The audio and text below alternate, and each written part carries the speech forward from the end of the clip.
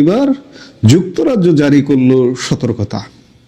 আমি দুদিন আগে এক ভিডিওতে বলেছিলাম, ভারত যখন তাদের কূটনীতিকদের পরিবারকে সরিয়ে নিল, তখনই আমি বলেছিলাম যে যুক্তরাজ্যের বাংলাদেশস্থ হাই কমিশনার সারা কুক দিল্লিতে আকস্মিক সফরে গেছেন।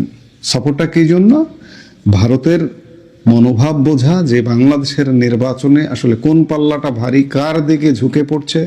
আমরা ইতিমধ্যেই জেনে গেছি যে পশ্চিমাদের ঝোঁকটা বাংলাদেশের ইসলামপন্থী দল জামাতে ইসলামের দিকে।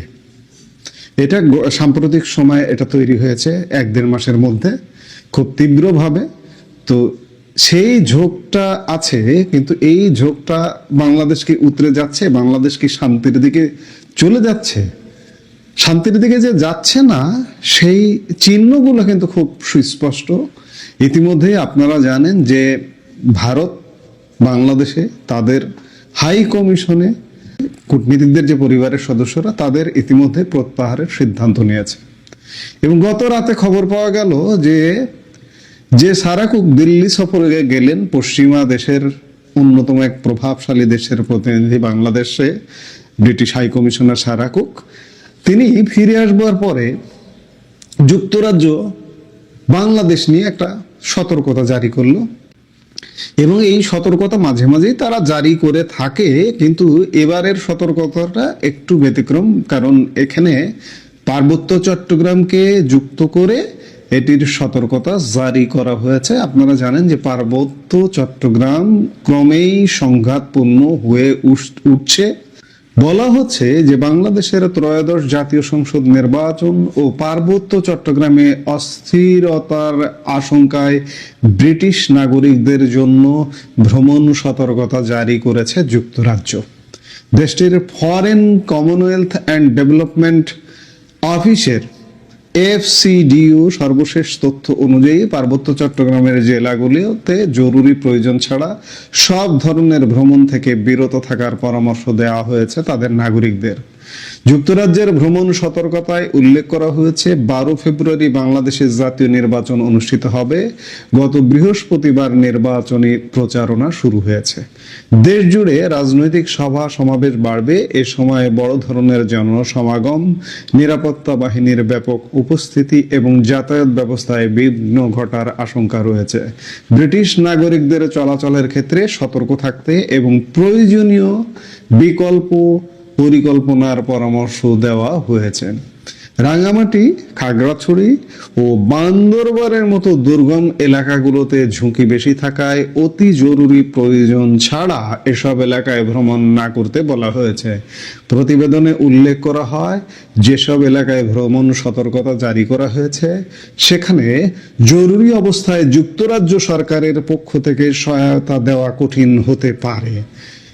FCDO সতর্ক করে বলেছে, সরকারের নির্দেশনা অমান্য করে কোনো নাগরিক ঝুঁকিপূর্ণ এলাকায় ভ্রমণ করলে তাদের ভ্রমণ বীমা বাতিল পর্যন্ত হতে পারে। এছাড়া নারী, প্রতিবন্ধী ও একা ভ্রমণকারীদের জন্য আলাদা সাধারণ নিরাপত্তা নির্দেশনাও দেওয়া হয়েছে। ব্রিটিশ নাগরিকদের বাংলাদেশে অবস্থানকালে ইমেল অ্যালার্টের মাধ্যমে নিয়মিত পরিস্থিতির হালনাগাদ তথ্য জানাতে বলা হয়েছে। জরুরি প্রয়োজনে ঢাকায় ব্রিটিশ হাইকমিশনের সঙ্গে যোগাযোগের পরামর্শ দেওয়া হয়েছে। ব্রিটিশ সরকার বাংলাদেশে আরও উদ্বেগের সঙ্গে সন্ত্রাসী হামলা ও সহিংসতার আশঙ্কা করছে।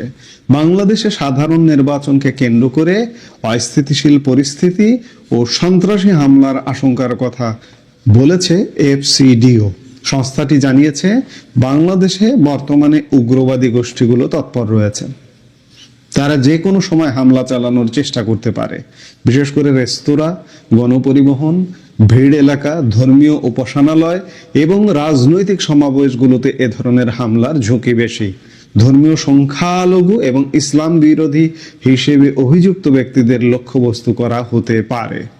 এই অবস্থায় বড় ধরনের জনসমাগম এড়িয়ে চলতে এবং আইন শৃঙ্খলা রক্ষাকারী বাহিনীর নির্দেশনা অনুসরণ করতে বলা হয়েছে। রাজনৈতিক অস্থিতিশীলতা বিষয়ে বলা হয়েছে 2024 সালের জুলাই আগস্টের অভ্যুত্থানের পর বাংলাদেশের পরিস্থিতি এখনো অস্থিতিশীল। ব্রিটিশ সরকারের তরফ থেকে এমনটা বলা হচ্ছে। আবার এই সারাকুক দিল্লিতে গিয়ে তার মনোভাব বোঝাবার চেষ্টা করেছেন, যাদের সাথে আলাপ করেছেন, ভারত সরকারের সাথে আলাপ করবার শেষ পর্যন্ত চেষ্টা ছিল। আমরা জেনেছিলাম যে হয়তো আলাপ হচ্ছে, কিন্তু শেষ পর্যন্ত আলাপ হয়নি। যাদের সাথে আলাপ করেছেন তিনি বোঝাতে চেয়েছেন বাংলাদেশ পরিস্থিতি ভালো আছে, বাংলাদেশে নির্বাচন হচ্ছে এবং গণতন্ত্র উত্তরণের পথে এই নির্বাচন খুব গুরুত্বপূর্ণ ভূমিকা পালন করবে। কিন্তু আসলে কিসের গণতন্ত্র, কিসের কি? বাংলাদেশ একটা সংঘাতপূর্ণ দেশের কাতারে নেমে যাচ্ছে। আমি বরাবরই বলি, ইতিমধ্যে জাতিসংঘ মানবাধিকার হাই কমিশনের কার্যালয় বাংলাদেশে কাজ শুরু করেছে। বাংলাদেশে অচিরেই না জাতিসংঘ শান্তিরক্ষী মিশনেরও কাজ করবার প্রয়োজন হয়ে পড়ে। এগুলো আসলে সেগুলোই বলছে, এই যে পরিবার সরিয়ে নেওয়া, সংঘাতপূর্ণ দেশ থেকে কিন্তু পরিবার সরিয়ে নেয়।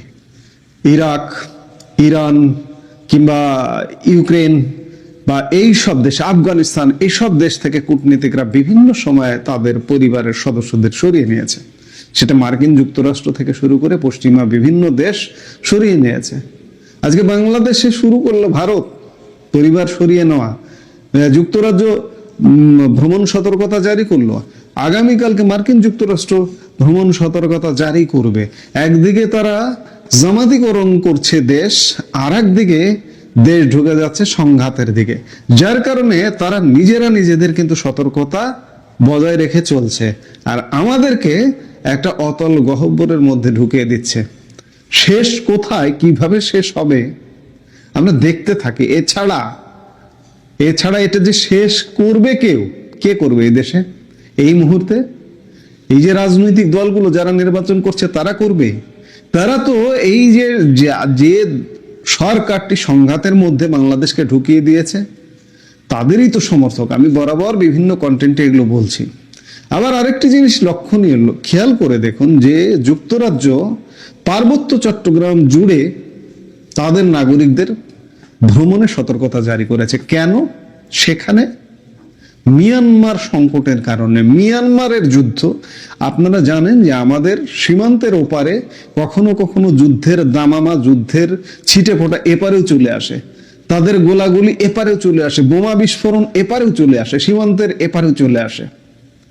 এবং ওই যুদ্ধের আঁচটা যে বাংলাদেশে যে কোনো মুহূর্তে ঢুকে যেতে পারে। ওখানে অনেকগুলো গ্রুপ, সরকারি জান্তা বাহিনী আছে, আরাকান আর্মি আছে, রোহিঙ্গাদের বিদ্রোহী গোষ্ঠীগুলো আছে, আরসা আছে, আরএসএ আছে।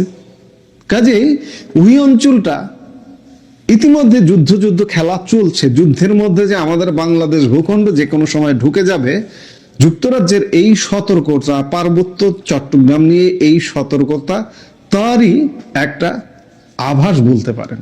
আমরা আভাস পাচ্ছি কিন্তু বিভিন্নভাবে যে মিয়ানমার সীমান্ত আমাদেরকে কিন্তু ভোগাতে পারে। আমরা সেদিকেই যাচ্ছি। বাংলাদেশ নিশ্চিত একটা সংঘাতপূর্ণ দেশের কাতারে ঢুকে ইতিমধ্যেই গেছে, আরো তীব্রভাবে ঢুকে যাবে। 12 ফেব্রুয়ারি নির্বাচন হচ্ছে, তো কি হয়েছে? নির্বাচন হবে, কি হবে? কিচ্ছু হবে না। সংঘাতপূর্ণ দেশের কাতারে আমরা ঢুকে যাচ্ছি। এই মুহূর্তে এ পর্যন্তই। প্রিয় বন্ধুরা, প্রীতি, সালাম এবং শুভেচ্ছা নেবেন। অনেকদিন সেনাপ্রধান জেনারেল ওয়াকার খানকে নিয়ে কথা বলি না। মাঝে মধ্যে অনেকেই রিকোয়েস্ট করেন যে ভাই ক্যান্টনমেন্টের কোনো খবর আছে কিনা, জেনারেল ওয়াকার কি করছেন। একেবারে all quiet on the western ফ্রন্টের মতো আমরা অনেকদিন কোনো খবর পাচ্ছি না। খবর যে একেবারে হয় না তা না, কিন্তু আমরাই অনেকটা আগ্রহ হারিয়ে ফেলেছি এই জেনারেল ওয়াকারের ব্যাপারে। এই যেমন গত 18ই জানুয়ারি ঢাকা ক্যান্টনমেন্টে একটা দরবার হলো, সেনা দরবার হলো, আবার একটা অফিসার্স অ্যাড্রেস হলো। সেই অফিসার্স অ্যাড্রেসে জেনারেল ওয়াকার অফিসারদের উদ্দেশ্যে কথা বললেন, দরবারেও আলাপ হলো।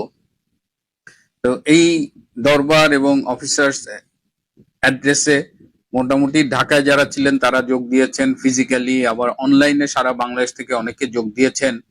তো এখানে কি আলাপ হলো? আগে একটা দরবার হলে বা অফিসার্স অ্যাড্রেস হলে আমরা খুব আগ্রহী হতাম, কি আলাপ হলো, সেটা আবার ইনফরমেশন কালেক্ট করবার জন্য আমার কিছু পরিচিত লোক আছে, তাদের একটু আগেই অ্যাসাইনমেন্ট দিয়ে রাখতাম। তো এইবার আর কেউ কোনো আগ্রহ দেখায়নি, এবং আগ্রহটা মানে আপনারা হয়তো কোনো মিডিয়ায় পেয়েছেন কিনা, আই ডোন্ট নো, কোনো ইউটিউবারের কাছে শুনেছেন কিনা। তো এটা নিয়ে আবার আর্মির মধ্যে একটা রিয়াকশন হচ্ছে যে ওয়াকার চেয়েছিল এটা নিয়ে আলোচনা হোক। তো পরবর্তীতে সে তার পিআর টিমকে বলেছে যে এটা নিয়ে সামাজিক যোগাযোগ মাধ্যম বা মূল মাধ্যমে যেন একটু আলোচনা হয়। কিন্তু কি আলোচনা হবে এইখানে? উনি আলোচনা করেছিলেন বেসিক্যালি যে নির্বাচনটা যে হবে সেইখানে সেনাবাহিনীর ভূমিকা নিয়ে তিনি কথা বলেছেন। তিনি বলেছেন যে নির্বাচন যেন অবাধ এবং নিরপেক্ষ হয়, সেজন্য ভূমিকা রাখতে হবে। এটা ইনশিওর করতে হবে যে ভোটাররা যেন ভোট কেন্দ্রে নিরাপদে গিয়ে নিশ্চিন্তে ভোট দিয়ে আবার নিরাপদে বাসায় ফিরে আসে।